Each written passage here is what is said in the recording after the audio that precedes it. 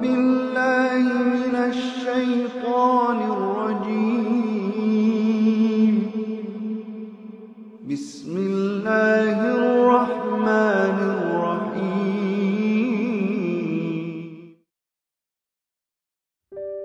Perkara yang menyebabkan mandi wajib. Pertama, bertemunya dua kemaluan meskipun tidak keluar mani.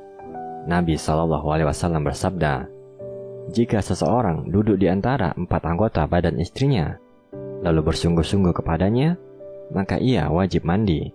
Hadis riwayat Bukhari dan Muslim. Suami istri yang berhubungan, meskipun tidak sampai keluar mani, maka diwajibkan mandi.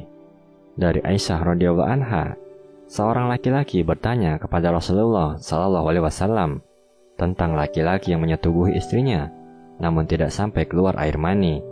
Apakah keduanya wajib mandi?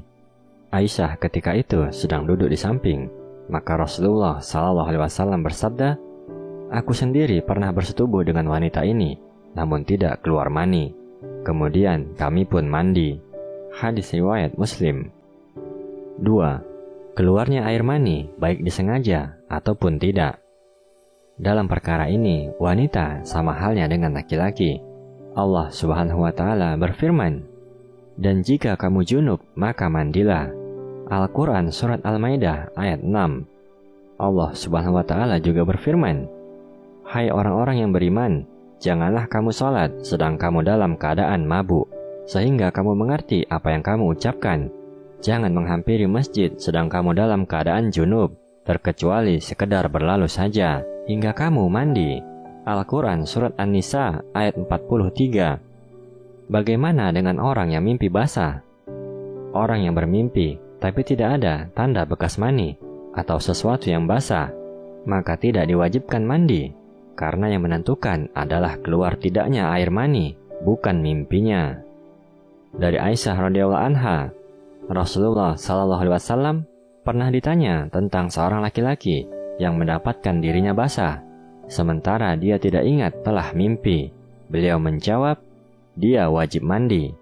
Dan beliau juga ditanya tentang seorang laki-laki yang bermimpi tetapi tidak mendapatkan dirinya basah, maka beliau menjawab, dia tidak wajib mandi. Hadis riwayat Abu Daud, Tirmizi, Ahmad. 3. Ketika selesai haid atau nifas. Nabi SAW bersabda, apabila kamu datang haid, hendaklah kamu meninggalkan sholat. Apabila darah haid berhenti, hendaklah kamu mandi dan mendirikan sholat.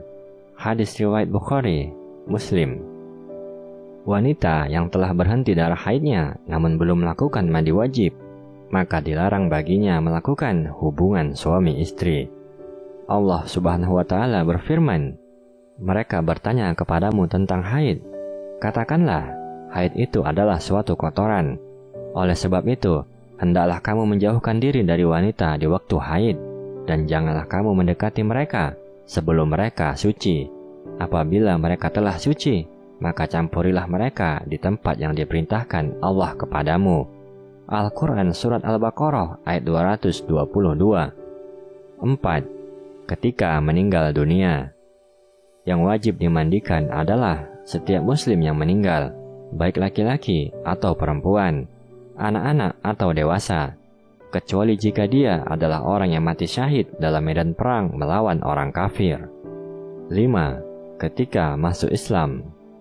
Orang yang sebelumnya kafir, ketika dia masuk Islam, maka dia wajib mandi. Dari Qais bin Asim radhiyallahu anhu, beliau masuk Islam, lantas Nabi SAW memerintahkannya untuk mandi dengan air dan daun bidara.